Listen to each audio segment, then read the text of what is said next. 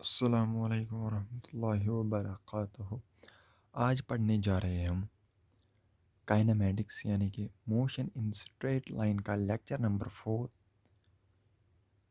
आज इस लेक्चर में हम पढ़ने जा रहे हैं average speed and average velocity और एक्सेलरेशन के बारे में कुछ जानेंगे।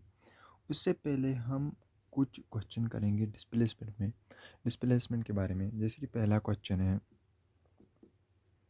एक बॉडी है वो पहले ए से लेके बी तक गई, फिर बी से लेके सी तक गई, फिर सी से लेके डी तक गई, फिर डी से लेके ई तक गई, फिर ई से लेके ई तक गई। हाँ, D and E. Find displacement and distance covered by an object. तो इस क्वेश्चन को कैसे हम करेंगे? हमें पहले डिस्प्लेसमेंट निकालना है। ये है 4 मीटर, ये है यहाँ तक 4 मीटर, ये है 7 मीटर, मतलब ये टोटल डिस्टेंस है 7 मीटर। 7 मीटर, ये 7 मीटर, ये है 3 मीटर। हम कैसे करेंगे डिस्प्लेसमेंट? अगर हमें निकालना है, पहले हम डिस्टेंस निकालेंगे। वो सीधे ही डिस्टेंस होगा, सीधे ही A B plus B C plus C D plus D E. वो हुआ 14, 14 और 4 18, 18 और 3 21, 21। और हम अब ये डिस्प्लेसमेंट निकालने वाले हैं। डिस्प्लेसमेंट वेक्टर क्वांटिटी है, ये याद रखना। अगर हम इसका डिस्प्लेसमेंट निकालेंगे तो यहाँ से लेके यहाँ तक ये 4 है, तो यहाँ से लेके यहाँ तक अगर ये 7 है, ये भी 7 होना चाहिए क्योंकि रेक्टेंगल है, क्योंकि क्यूब है, ऑल साइड सेम है, तो ये होगा 3। अगर ये 7 है, ये होगा 4, ये 4 है, ये 7 है टोटल, तो ये होगा 4। तो हम ये निकालेंगे।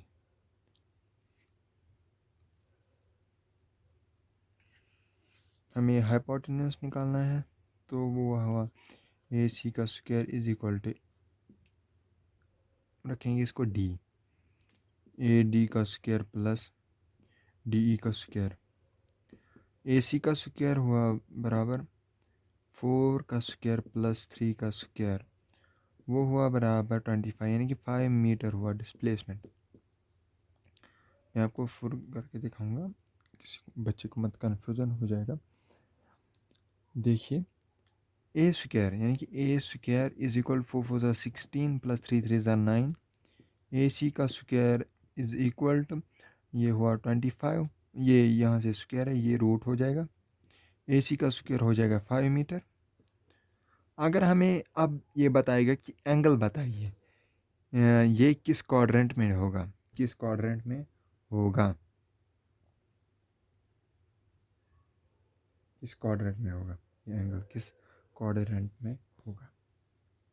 एंगल कहाँ से बताना है हमें? अब एंगल हम कहाँ से बताएं? एंगल हम बताते हैं, हमें क्वेश्चन में दिया होगा किस एक्सिस से एंगल निकालना होगा।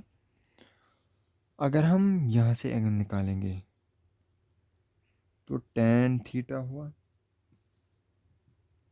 परपेंडिकुलर बाय बेस 3/4, यानी कि 3/4 किस में आता है, theta is equal to 37 degree. तो हमारा एंगल जो निकला वो निकला 37 डिग्री। चलिए दूसरा क्वेश्चन देते हैं हम आपको।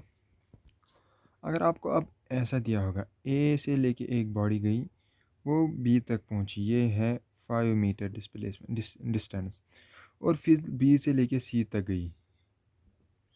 क्वेश्चन नंबर 2 होगा, ये है 7 मीटर। फिर सी से लेके वो बी तक वापस आई, फिर बी से लेके ए तक पहुंची। What is distance? डिस्टेंस अगर निकालेंगे हम इस वाले क्वेश्चन में, तो डिस्टेंस होगा 7 + 7 + 5 + 5, 14, 14 + 10, वो हुआ 24 मीटर।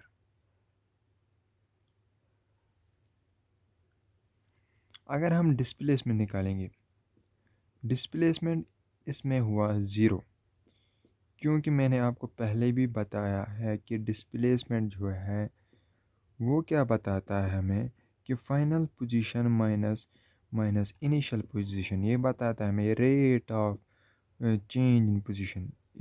इसी में वेलोसिटी हमने निकाली थी कि वेलोसिटी क्या होती है, rate of change in position, rate of change in position, किस रेट से पोजीशन चेंज हो रही है। चलिए अब आगे बढ़ते हैं। अब पढ़ते हैं हम एवरेज स्पीड और एवरेज वेलोसिटी। हमने इसलिए एवरेज स्पीड और एवरेज वेलोसिटी और इंस्टेंटेनियस इंस्टेंट स्पीड एक साथ पढ़ाई, क्योंकि इनमें थोड़ी सी रिलेशन होती है, इसीलिए हमने इनको एक साथ पढ़ाया। What is average speed? Total distance, total distance, total distance by total time.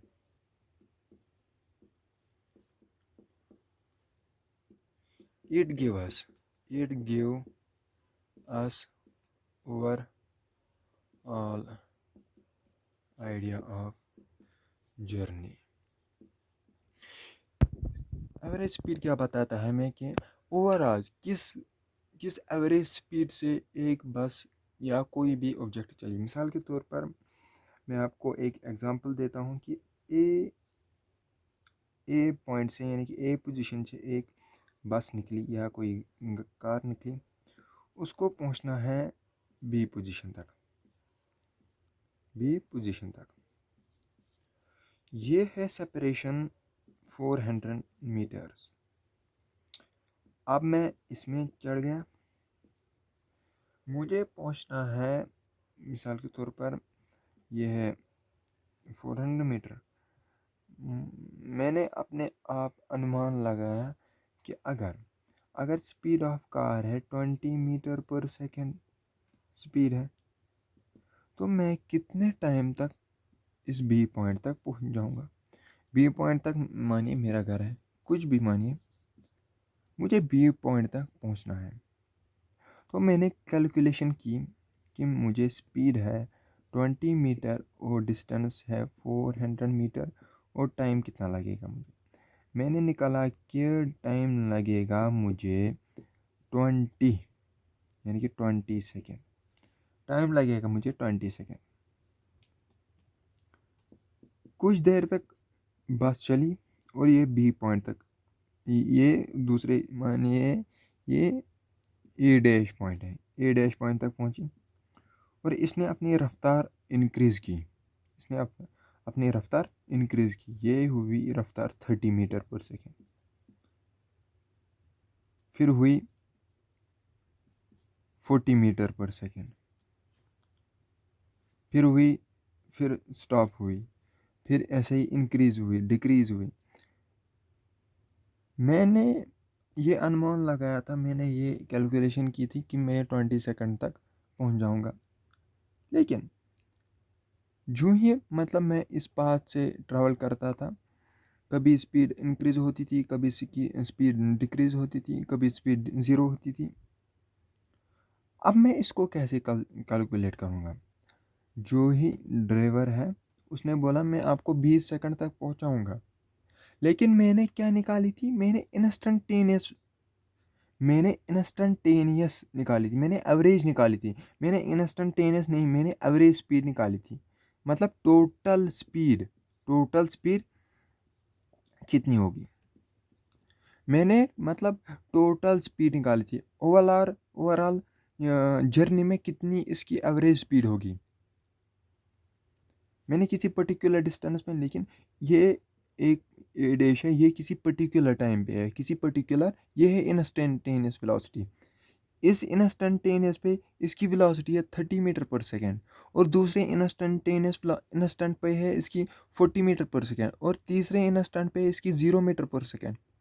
ऐसे इसी को हम जोड़ जोड़ के निकालेंगे, फिर वो जो टोटल यानी कि स्पीड एवरेज होगी, वो होगी हमारी 20 मीटर पर सेकेंड। 20 मीटर पर सेकेंड। मैं आपको एक दूसरी एग्जांपल दूंगा कि एक क्रिकेट मैच हो रहा है। इसमें यहाँ से आवर्स है, यहाँ से रन है। पहला ओवर हुआ, इसमें बने 5 रन। दूसरा ओवर हुआ, इसमें बने 6 रन। और तीसरा ओवर, इसमें बने 4 रन। और पांचवा ओवर हुआ, इसमें बने 2 रन। अगर हम इसका एवरेज निकालें, यानी कि प्रति आवर, यानी कि पर आवर कितने रन रेट से चल रहा है, कितने रन्स आ रहे हैं, तो हम निकालेंगे 5 + 6 + 4 + 2 / 5। 5 6 11, 11 + 4 15, 15 + 17।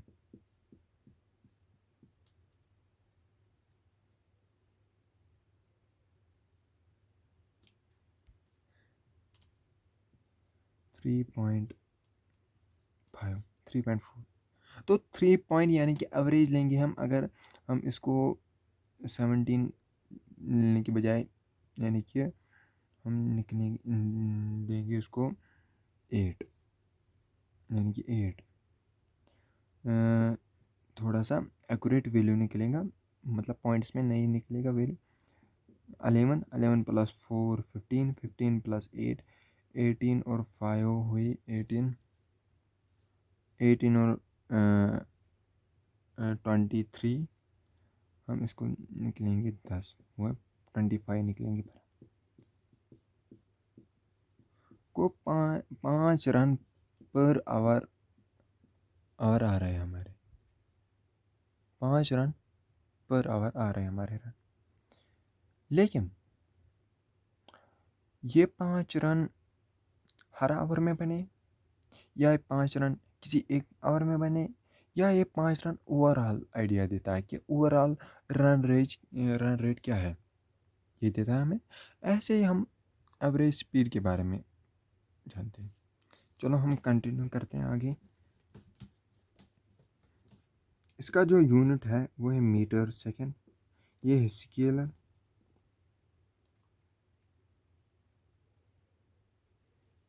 और इसी तरह हम देखेंगे अब total velocity, total average velocity. ये कहता है हमें कि टोटल डिस्प्लेसमेंट बाय टोटल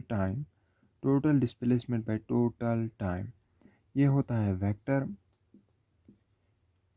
इसका यूनिट होता है मीटर पर second.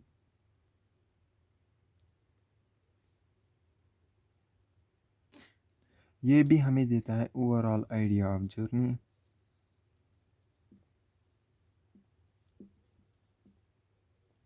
With direction, average speed. हमने इससे पहले बोला था कि instantaneous velocity is equal to average instantaneous speed. इनका मैग्नीट्यूड बराबर होता है।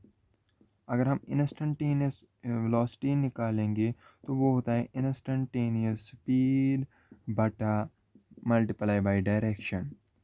इसी तरह क्योंकि इंस्टेंटेनियस पे कोई इंस्टेंटेनियस टाइम पे कोई भी चेंज चेंज नहीं ली जाती, यानी कि कोई भी यू टर्न नहीं ली जाता। इसीलिए हम एवरेज वेलोसिटी के बारे में कह सकते हैं कि एवरेज स्पीड या एवरेज वेलोसिटी कह सकते हैं हम।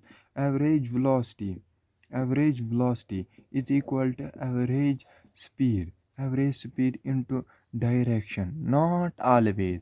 ये हम ऑलवेज नहीं कह सकते, क्योंकि चाहे हम मिसाल के तौर पर हम यहाँ से गए, फिर हमने यहाँ से गए, फिर हमें तो कोई एंगल निकालना पड़ेगा, हमें तो कोई डिस्प्लेसमेंट निकालना पड़ेगा। तो ये इसमें डायरेक्शन चेंज हुई, इसमें डायरेक्शन, या हम ऐसे नहीं गए फिर हम ऐसे लेंगे, हम ऐसे गए, तो इसमें डायरेक्शन डायरेक्शन तो चेंज हुई, लेकिन इसमें नॉट ऑलवेज, हम इसमें इस बारे में कह सकते हैं not always, not always valid, not always valid, not always valid. क्योंकि वो देता है टोटल डिस्टेंस, टोटल डिस्टेंस ए टोटल डिस्टेंस हम मानेंगे ये है ए स्क्वायर यानी कि ए रूट टू ये देता है हमें ओवरऑल आइडिया।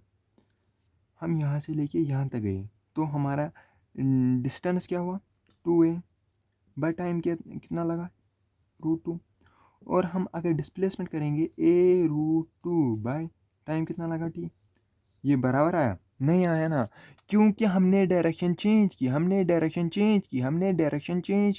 हमने यहाँ इस पॉइंट पे डायरेक्शन चेंज की, यानी कि इस यहाँ तक हम एक्स एक्सिस में जा रहे थे, फिर हमने वाई एक्सिस में जाए, हम वाई एक्सिस में गए, इसका मैग्नीट्यूड लेते हैं, वो होता है a² + a² = √2a, इसका हम मैग्नीट्यूड लेते हैं।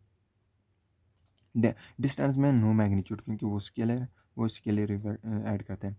और अगर एवरेज स्पीड में, यानी कि एवरेज स्पीड में अगर इस पॉइंट पे डायरेक्शन चेंज नहीं होती, तो वो होता कि a/t = a/t, यानी कि speed = distance by time, velocity = distance by time, तो वो सेम निकलता।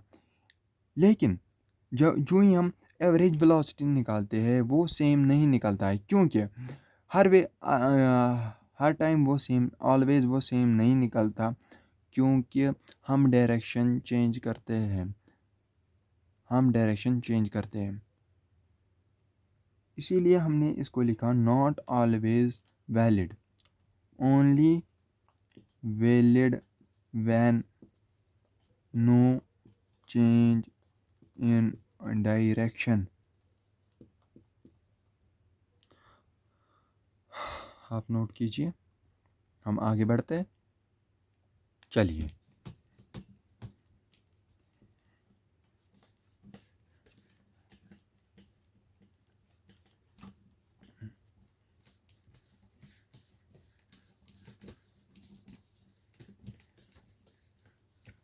मैं आपको एक पॉइंट बताना चाहता हूँ कि एवरेज वेलोसिटी हम कैसे चेंज कर सकते हैं। स्पीड यानी कि चाहे कोई इंस्टेंटेनियस वेलोसिटी भी, या वेलोसिटी कैसे हम चेंज कर सकते हैं। वेलोसिटी होता है स्पीड बाय डायरेक्शन, हम डायरेक्शन को चेंज कर सकते हैं, वेलोसिटी वेरिएबल हो जाएगी। हम स्पीड को चेंज कर सकते हैं, वेलोसिटी वेरिएबल हो जाएगी। देखिए, आप सर्कुलर मोशन पे होते हैं, यहाँ पे एक पार्टिकल कोई भी मूव कर रहा होता है v वेलोसिटी से, इसकी इसके हर पॉइंट पे, हर इंस्टेंट पे इसकी डायरेक्शन चेंज होती है, हर इंस्टेंट पे इसकी डायरेक्शन चेंज होती है, हर इंस्टेंट पे इसकी डायरेक्शन चेंज होती है, हर इंस्टेंट पे इसकी डायरेक्शन चेंज होती है। तो ये वेरिएबल वेलोसिटी है, ये वेरिएबल वेलोसिटी का केस है।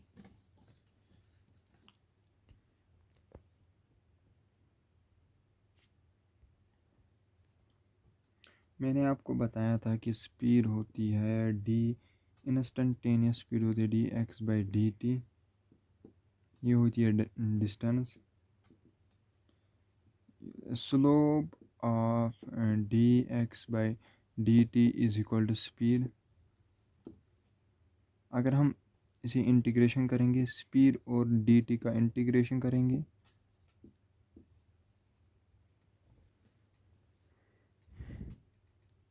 ये देगा हमें टोटल डिस्टेंस,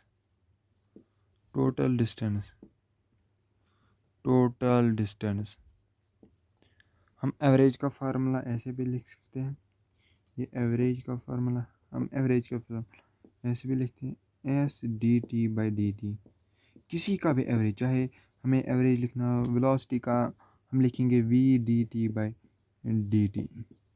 चाहे एक्सेलरेशन का, किसी का भी हम ऐसे लिखते हैं। चलिए आगे बढ़ते और हम अब थोड़ा देखेंगे। मैं आपको अब पढ़ाने जा रहा हूँ एक्सेलरेशन के बारे में कि एक्सेलरेशन क्या होती है। एवरेज एक्सेलरेशन पढ़ने जा रहे हैं, इंस्टेंटेनियस एक्सेलरेशन पढ़ने जा रहे हैं।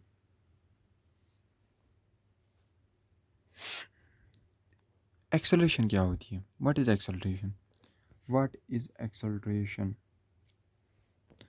What is acceleration? एक्सेलरेशन क्या होती है? The rate of change in velocity, the rate of change in velocity with respect to time is called acceleration.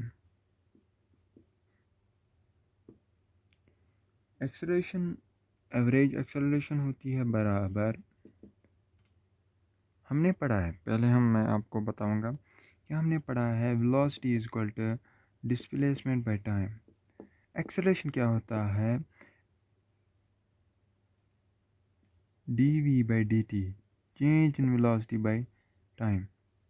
Average velocity लिखते हैं हम ए वी जी, लिखते हैं वी फाइनल यानी कि फाइनल वेलोसिटी में initial velocity by delta T. Average velocity is equal to delta V delta V by delta T, delta V by delta T. Instantaneous velocity भी हम लिख सकते हैं D V by D T, slope of D V by D T is equal to acceleration. ये acceleration क्या होता है? पहले आपको मैं बताऊंगा एक्सेलरेशन क्या होता है। एक्सेलरेशन होता है कि मिसाल के तौर पर मैं पहले ए से स्टार्ट करूंगा, मैं बी तक गया, फिर बी से मैं सी तक गया। यहाँ पर मेरी वेलोसिटी थी ज़ीरो, मेरी वेलोसिटी थी वी। फिर मैं चलते चलते चलते यहाँ पर पहुँचा, मेरी वेलोसिटी है 2v। चलते चलते चलते चलते मैं यहाँ पर, मेरी वेलोसिटी है 4v। एक्सेलरेशन क्या होता है? Rate of change in velocity, यानी कि वेलोसिटी में कितना चेंज आया है, वेलोसिटी में कितना इम्प्रूवमेंट आया है, वेलोसिटी में कितनी वेलोसिटी इंक्रीज हुई, कितनी वेलोसिटी इंक्रीज हुई, इसी को कहते हैं हम एक्सेलरेशन। यानी कि वेलोसिटी में कितना चेंज आ रहा है, वेलोसिटी पहले कितनी थी अब कितनी हुई, उसी को कहते हैं हम एक्सेलरेशन। कितनी इंड्यूस हुई वेलोसिटी, यहाँ से कितनी इंड्यूस हुई वेलोसिटी, हम एक्सेलरेशन क्यों कह सकते हैं? एक्सेलरेशन को कह सकते हैं हम 2v minus we by T, यानी कि वो हुआ v by T, 4v minus 2v by T. इस केस में क्या है? वेरिएबल वेलोसिटी है, वेरिएबल वेलोसिटी है। अगर कांस्टेंट वेलोसिटी होती तो ये होता 3v माइनस 3v, तो ये आता v बाई टी, तो कांस्टेंट वेलोसिटी होती। तो आपको एक्सेलरेशन के बारे में समझ आया कि अगर वेलोसिटी कांस्टेंट होगी, अगर वेलोसिटी अगर अब हम ये जाने कि if velocity is equal to constant, velocity is equal to constant, velocity is equal to constant, what about acceleration? What about acceleration? Acceleration क्या होगी? एक्सेलरेशन ऑब्वियसली ज़ीरो होगी, क्योंकि एवरेज यानी कि वेलोसिटी कांस्टेंट है, यानी कि फाइनल वेलोसिटी और initial velocity is equal to same. तो वी फाइनल सेम है, और V final minus V final, हम इनको सेम लिख सकते हैं, चाहे वी फाइनल लिखिए या वी इनिशियल लिखिए, तो ज़ीरो है। क्या हम कह सकते हैं जब when velocity is zero, when velocity is zero, when velocity is zero acceleration is zero? Can we say when acceleration is zero, velocity is zero? No, we cannot. क्योंकि ये भी हो सकता है कि ये भी हो सकता है कि एक्सेलरेशन ज़ीरो हो, वेलोसिटी भी ज़ीरो है, क्योंकि बॉडी उस वक्त उसकी वेलोसिटी नहीं कुछ हो। लेकिन ये भी हो सकता है कि एवरेज वेलोसिटी कुछ हो लेकिन वो कांस्टेंट हो। मिसाल के तौर पर मैं आपको बताऊंगा 2v से मैं जा रहा हूँ और फाइनली इनिशियली मेरी भी 2v है, टाइम लगा मुझे t, तो वेलोसिटी एक्सेलरेशन क्या हुई ज़ीरो, एक्सेलरेशन हुई ज़ीरो, एक्सेलरेशन हुई ज़ीरो, एक्सेलरेशन हुई ज़ीरो।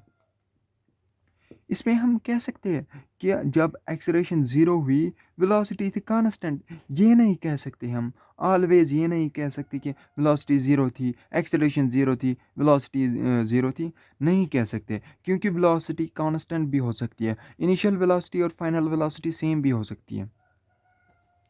चलो हम आगे बढ़ते हैं।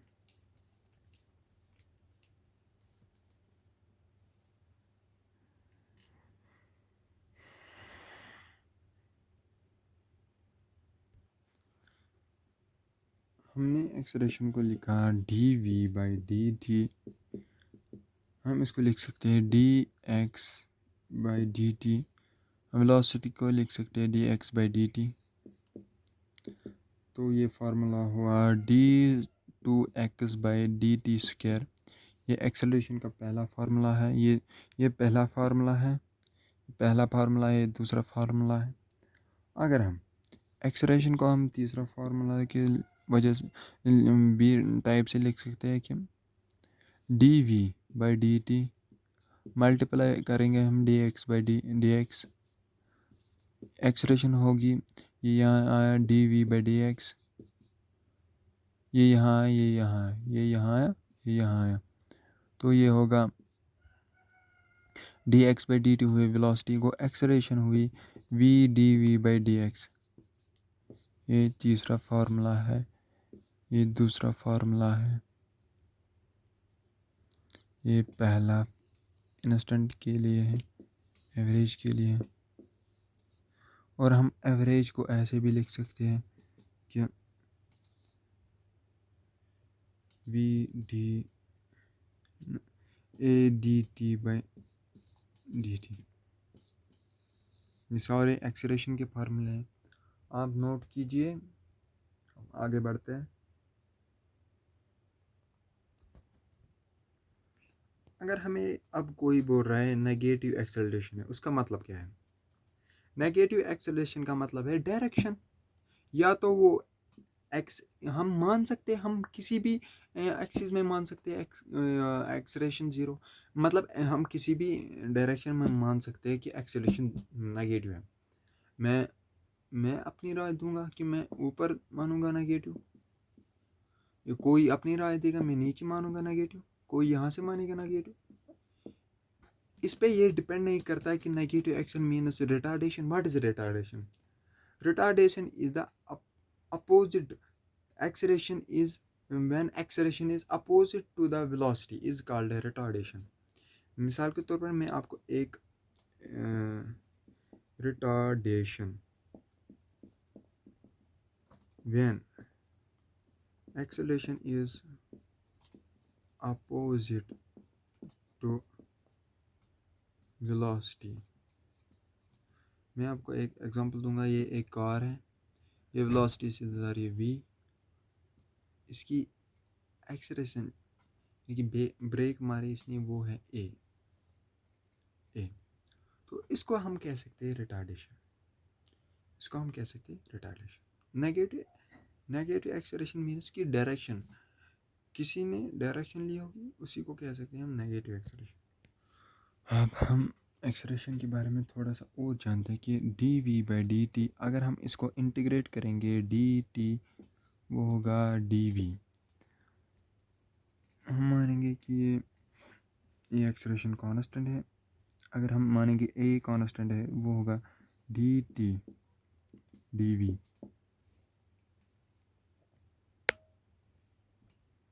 ये को t1 से यहाँ कि t1 से कहाँ तक होगा, वो t0 से होगा या t तक। at is equal to dv, at is equal to dv, ये होगा v इनिशियल से लेके v फाइनल तक। V final minus V initial.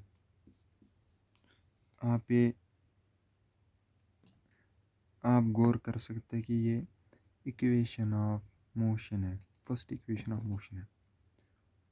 हम ये भी कह सकते हैं कि ये इंटीग्रेट करने पर चेंज इन वेलोसिटी निकलता है, change in velocity. It give it give it give us change in velocity. क्या हम इसको अरेंज भी कर सकते कि v final is equal to v initial plus at। Understand. चलिए आज के लिए इतना ही। शुक्रिया, अल्लाह हाफिज़। Thank you very much.